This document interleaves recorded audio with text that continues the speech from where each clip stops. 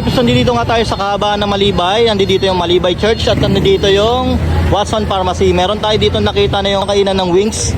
Street style siya. Dito, samahan nyo ako. Tingnan natin kung yung kanilang mga binibenta dito. Bali nga dito sa pupuntahan natin guys, meron ditong hilera na nagtitinda ng chicken pastil. Meron din dito nagtitinda ng big siomai. Ayan. Tapos yung pupuntahan natin yung nagtitinda ng yan, no? Yung chicken. Boss, magandang gabi boss. Ano yung mga binibenta mo dito boss?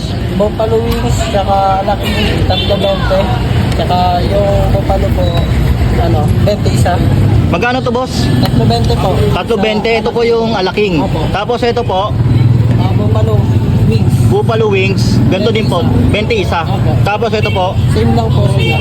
same lang din. Opo. Magkano po yung price kasama yung rice? 35 po. 35 pag kasama yung rice. Boss, anong oras kayo nag-start dito boss? Alas 4 po, minsan po alas 5. Alas 4 hanggang anong oras? Hanggang alas 12 po. Hanggang alas 12 ng gabi. Araw-araw po yon. Opo.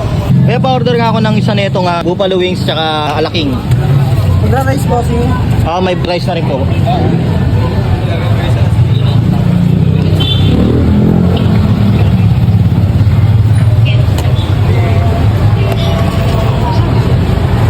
Bale ito, 55 pesos lang to mga kayo pips. May isang pirasong buffalo wings tsaka 3 pirasong alaking tapos may rice na siya. Ito yata yung sinasabi na Neda na magtatawid sa'yo sa gutom dahil 55 pesos lang to mga kayo pips. Katikman na natin.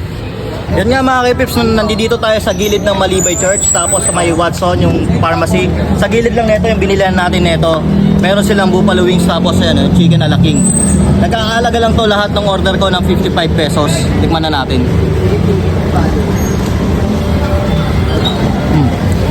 Malasa yung alaking niya. Sa rice, tikman natin. Sarap yung java rice niya. Ano talaga, nagmi-mix talaga yung flavor sa alaking. Yung kanilang buffalo wings, ito, tikman natin.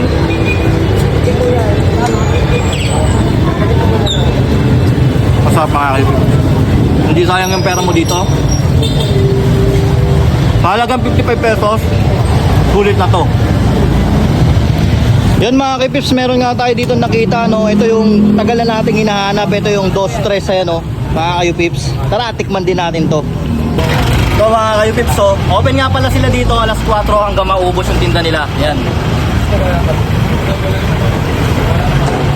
Nakakamiss.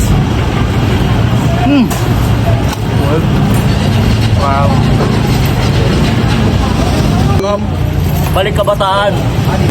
Sa kahabaan din pala nito mga kipips na kinakain na natin, meron din dito nagtitinda nito yung squid ball. Tsaka yung kikiam. Magkano to boss? 3.10 dito mga kayo-pips. Kahit ano yung kunin mo doon, basta 3.10 yun. Yun, tikman natin to. Alas 4 silang lahat dito hanggang maubos yung paninda nila mga kayo-pips. Kuha. Ito nga mga kayo-pips. Okay. Pero sulit. Sarap.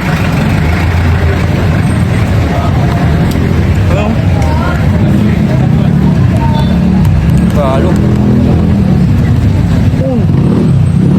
Meron din pala tayo ditong in-orderan nito yung homemade siomai sa halagang 5 pesos. Sulit ka na. Patingin nga ano laman, patingin nga ano laman. Okay, siksik no? Sarap.